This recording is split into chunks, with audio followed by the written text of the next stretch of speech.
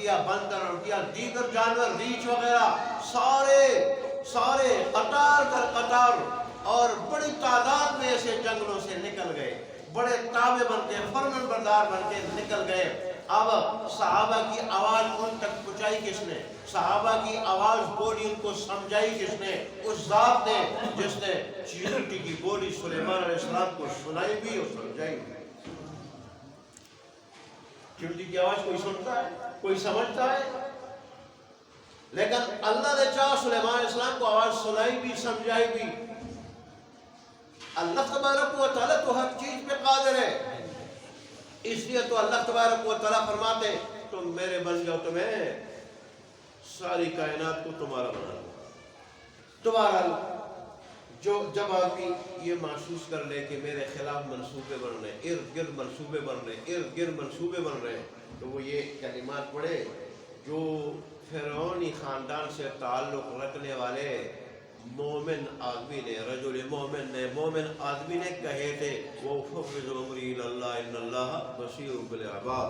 اللہ نے فرعون جیسے جابر ظالم آدمی سے اس کو بچا لیا، اس نے ہزاروں لشکر جو پہاڑوں میں بھیجے، مختلف روایات کے مطابق کہیں ڈن سے کہیں درندوں نے کھا لیے، لیکن اس رجل مومن آدمی کو کچھ نہ بگاڑ سکا فرعون۔ اللہ اکبر۔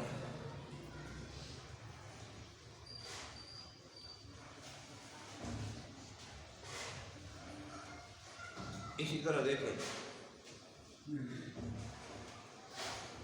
انسان کے پاس جو کچھ ہے بغیر اس کی تجارت ہے، بغیر ملازمت ہے، بغیر زراعت ہے، بغیر کوئی ہنر ہے، لیکن حقیقت میں وہ اللہ کا دیا ہوا ہے۔ یہ قرآن کا، یہ حدیث کا، یہ دین اسلام کا فلسفہ ہے، اور یہ حقیقت ہے۔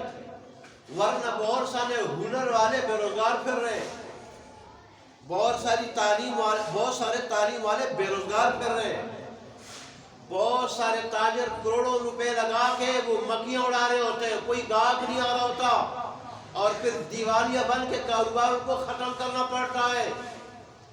تو جو کچھ بھی حضرت انسان کے پاس ہے وہ رب کا دیا ہوا، اور پھر اللہ اگر کسی کو لاکھوں کیا، کروڑوں کیا، اربوں دے دے، لیکن اللہ اس کو کھلا نہ دے تو وہ پھر نعمتیں بے شمار ہوتی ہے، نعمتیں، وہ نعمتوں کو کھا نہیں سکتا، دیکھ تو سکتا ہوتا ہے، کھا نہیں سکتا۔ اس لیے رسول اللہ صلی اللہ علیہ وسلم نے ایک دعا یوں بھی سکھائی، الحمدللہ الذی اطعمنا وسقانا، یہ ہے نا کہ لاکھ شکر ہے اس ذات کا جس نے ہمیں کھلایا اور پلایا اور ہمیں مسلمان بنایا۔ یہ دعا بھی ہے، الحمدللہ الذی رزقنی واطعمنی من غیر حول منی ولا قوہ، لاکھ شکر ہے اس ذات کا جس نے مجھے دیا بھی اور کھلایا بھی۔ السر معدے کا مریض اگر پتی ہو کچھ کھا سکتا ہے؟ نہ پانی کا بوند اندر جا سکتا ہے، نہ ایک لقمہ اندر جا سکتا ہے۔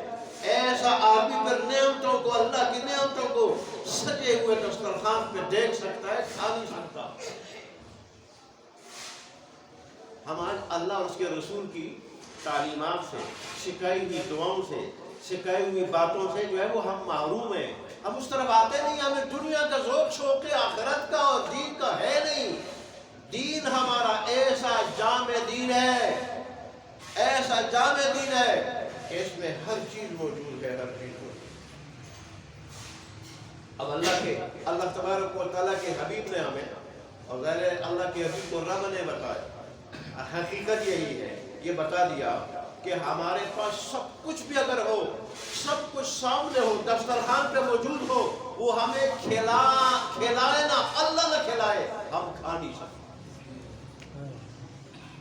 بہت سارے کینسر کے مریض کیا کھا سکتے ہیں؟ السر معدہ کے مریض وہ کیا کھا سکتے ہیں؟ ایسے اور بھی بہت ساری بیماریاں ہیں کہ ان بیماریوں کی وجہ سے انسان کے اوپر بہت ساری نعمتیں بند ہو جاتی ہیں۔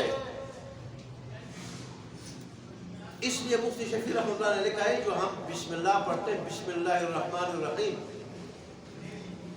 اس بسم اللہ کے کا جو فلسفہ ہے اس میں بہت بڑی حقیقت، ایک بہت بڑی تقریر، بہت بڑے وعظ، بہت بڑی نصیحت، بہت بڑی حقیقت کی طرف اشارہ ہے۔ اللہ تبارک و تعالیٰ بسم اللہ کے ذریعے انسان کو بتاتا ہے کہ تیرے ہاتھ میں جو لقمہ ہے بظاہر تو سامنے پڑے ہوئے دسترخوان پہ بڑے مزے سے اس کو کاٹ کے ہاتھ میں لے کے منہ میں ڈال رہا ہے، لیکن اس میں میری قدرت کے کامل بڑے کرشمے جو ہے نا کرشمے استعمال ہوئے ہیں۔ میں نہ چاہتا تو بارش نہ اترتی تو پھر زمین سے پیداوار کیسے ہوتی؟ پھر میں پیداوار کو نہ بچاتا، آفات سے نہ بچاتا تو پیداوار پکتی کیسے؟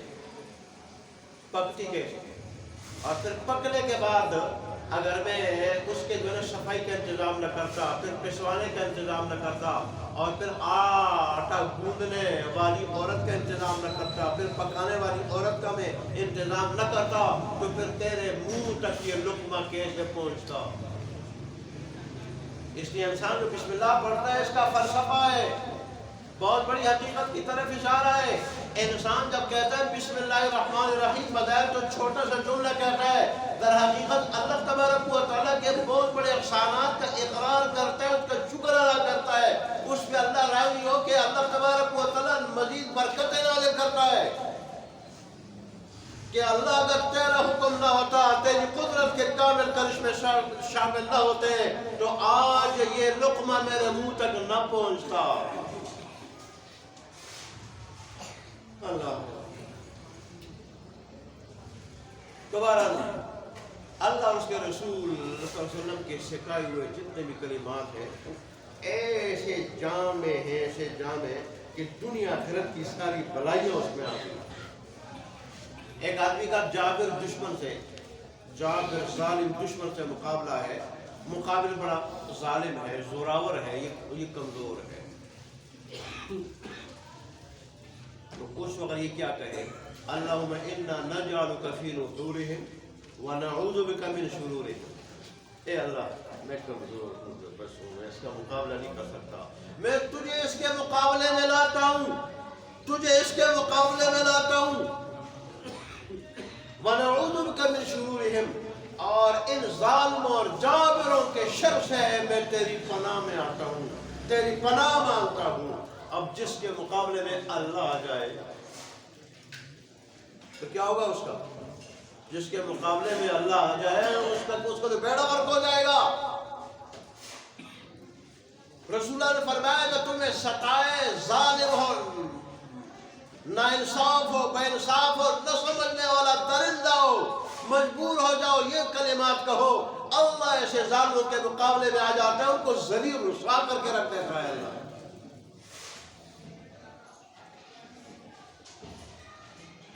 دین اسلام میں ہر چیز موجود ہے، آج ہم سیکھنے والے نہیں ہیں، سیکھنے والے نہیں ہیں۔ آج ہر ایک کے ہاتھ میں ٹچ موبائل ہے، اگر دیکھو کسی ایک چارپائی پہ 4-5 آدمی بیٹھے ہوئے ہوں تو پانچوں کے پانچوں ایک چارپائی پہ ایک دوسرے کے کندھے کے ساتھ کندھا لگا کے ایک دوسرے سے کیا ہوتا ہے؟ بے خبر ہوتے ہیں ٹچ موبائل کی وجہ سے۔ کوئی اٹھتا ہے، کوئی بیٹھتا ہے، کوئی جاتا ہے، کسی کو کوئی خبر نہیں۔ اس نے ہمیں ایسے ہی زہر قاتل ہے، زہر قاتل ہر چیز سے کیا کر دیا؟ غافل کر دیا اس نے۔ اسی طرح موسیٰ علیہ السلام کی دعا فرعون کے مقابلے میں اس نے پڑھی، کب؟ جب فرعون نے قتل کی دھمکی دی تھی، اور موسیٰ علیہ السلام کو بھی یہ بات پہنچی تھی فرعون قتل کی دھمکی دے رہا ہے، اور موسیٰ علیہ السلام کو پتہ تھا فرعون بڑا ظالم ہے۔ 90,000 بنی اسرائیل کے بچے اس نے والدین کے والدات کے ماؤں کے گود سے لے کے 90,000 بچے اس نے ان کے سامنے ماؤں کے سامنے ذبح کر دیے تھے۔ ماں کا لخت جگر، ماں کی ممتا، وہ تو تھوڑی دیر کے لیے جدائی نہیں برداشت کر سکتی، تھوڑی دیر کے لیے جدائی جائے کہ اس کے سامنے اسے چھینا جائے، وہ دیکھے اور اس کے سامنے چوری رکھ کے اس کو ذبح کیا جائے۔ ذبح ہونے کی وہ آواز خطرناک نہ برداشت ہونے والی وہ سنے، ایسا ظالم جابرہ بھی تھا۔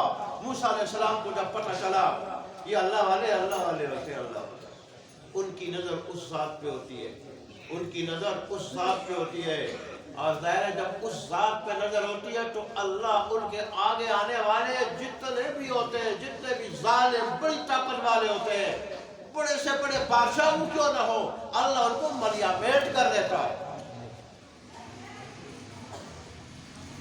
میں نے آپ کو نہیں کہا کہ جو ریون مرکز آج کل اتنی ترقی کر رہے ہیں کہ انہوں نے اجتماع 2 حصوں میں تقسیم کر دیا، اور 2 حصوں میں بھی اب اتنا رش ہوتا ہے کہ آگے لوگوں کا ایک سمندر ہوتا ہے۔ سمندر شروع میں ادھر بھی ان کو بڑی تکلیفیں اٹھانی پڑی، جو مخالفین تھے وہ پرچہ کٹاتے، لیکن پولیس آتی تو انہی کو پکڑ کے لے جاتے۔ کبھی وہ جب خود ڈنڈے اٹھا کے آ جاتے مارنے کے لیے، کوئی قدرت کی طرف سے طوفان یا کوئی ایسی اور مصیبت آ جاتی کہ وہ آگے ٹل جاتی، وہ دیوار کھڑی ہو جاتی، رک جاتے۔ بھوکوں کی مصیبت، بھوک کی مصیبت، پیاس کی مصیبت اپنی جگہ، کہ تو آج کافی قربانیوں کے بعد، کافی سالوں کے بعد دیکھ رہے ہیں کہ وہ اس سہولت میں انہوں نے بڑی قربانیاں برداشت کی۔ ہر دور میں، ہر وقت میں، انبیاء ہوں یا ان کے براہ راست شاگرد ہوں، انہوں نے قربانیاں، پہلے قربانیاں دی ہیں، پھر جا کے اللہ نے راستے صاف کیے ہیں۔ ایمان اور آزمائش تو لازم ملزوم ہے، یہ نہیں کہ انسان ہے ایمان کا دعویٰ کر لے اور پھر اس کے اوپر کوئی آزمائش نہ آئے۔ آزمائش آتی ہے، لیکن جب آزمائش کو یہ برداشت کرتا ہے اور پھر ڈگمگاتا نہیں تو اللہ ساری کے ساری آزمائشوں کو دور کر دیتا ہے، راستہ صاف کر دیتا ہے۔ موسیٰ علیہ السلام نے جب دیکھا فرعون نے قتل کی دھمکی دی، اور یہ بڑا ظالم ہے، جو کچھ کہہ رہے ہیں کرے گا، تو موسیٰ نے کیا دعا پڑھی؟ انی عذت بربی وربکم من کل متکبر لا یؤمن بیوم الآخرہ۔ بے شک میں اپنے رب اور تمہارے رب کی پناہ میں آتا ہوں اور اس ایسے متکبر، جابر، ظالم شخص سے کہ جو قیامت کے دن پہ ایمان نہ رکھتا ہو۔ ظاہر ہے جسے قیامت کے دن پہ ایمان نہیں، حساب کتاب پہ ایمان نہیں، وہ پھر اللہ سے کیا ڈرے گا؟ وہ ظلم سے کیا ڈرے گا؟ کسی کے اوپر زیادتی کرے اس سے کیا ڈرے گا؟ وہ گناہ سے کیا ڈرے گا؟ گناہ سے تو وہی ڈرتا ہے جو قیامت کے دن پہ ایمان رکھتا ہو، اللہ کے سامنے کھڑا ہونے سے وہ ڈرتا ہو۔ وہ پھر ظلم سے بھی ڈرتا ہے، زیادتی سے اور ہر برائی سے، گناہ سے وہ ڈرتا ہے اور بچتا ہے۔ جس کا قیامت کے دن پہ ایمان نہ ہو وہ کیا بچے؟ تو پھر اللہ تبارک و تعالیٰ نے موسیٰ علیہ السلام کو کیسے بچایا؟ کیسے بچایا؟ اور ظالم فرعون کو پورے لشکر سمیت 13 لاکھ کا لشکر تھا، جو 6,70,000 بنی اسرائیل کے تعاقب میں نکلا تھا، اللہ نے ایک کو بھی زندہ نہیں بچایا۔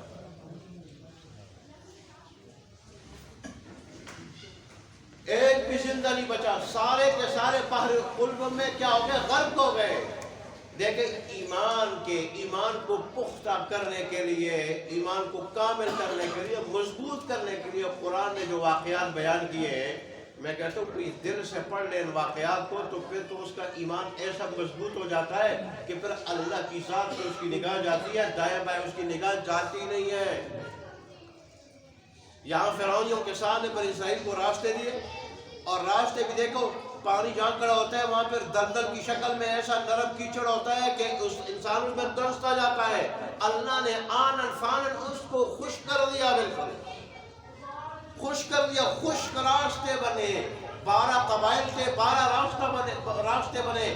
اللہ نے کیسے فرعونیوں کے دیکھتے ہوئے ان کو پار کر دیا، اور انہی راستوں پہ جب فرعونی چل نکلے اور سمندر کے بیچ میں پہنچے تو اللہ تبارک و تعالی نے حکم دیا مل گیا، بڑا غرق ہو گیا۔ وہ ہے ابراہیم علیہ السلام کا واقعہ ہے آگ والا، اسماعیل علیہ السلام کے ذبح ہونے والا واقعہ ہے، اور کتنے واقعات ہیں قرآن نے بیان کیا ہمارے ایمان کو مضبوط کرنے کے لیے کہ انسان اور ایمان والے کی نظر میری ذات پہ ہو، دائیں بائیں نہ ہو، کہ میرے ساتھ جب اللہ کی مدد ہوگی میرا کوئی کچھ بھی نہیں بگاڑ سکے گا، اس کی مدد نہیں ہوگی، ساری بادشاہتیں میرے ساتھ کھڑی ہوگی تو مجھے کوئی بچا نہیں سکے گا۔ دوبارہ اللہ تبارک و تعالی ہمیں ان کلمات کو ادا کرنے کی توفیق عطا فرمائے، اور جو باقی نعمتیں انسان کے پاس موجود ہو اس کو کیا کرنا چاہیے کہ وہ نعمتیں بڑھیں، نعمتوں میں برکت ہو۔ اللہ نعمتیں چھینے نہ، چھین کے سزا نہ دے، سزا بھی نہ دے، کیا کرنا چاہیے زندگی رہی تو اگلے جمعے کو اس کو بیان کریں گے.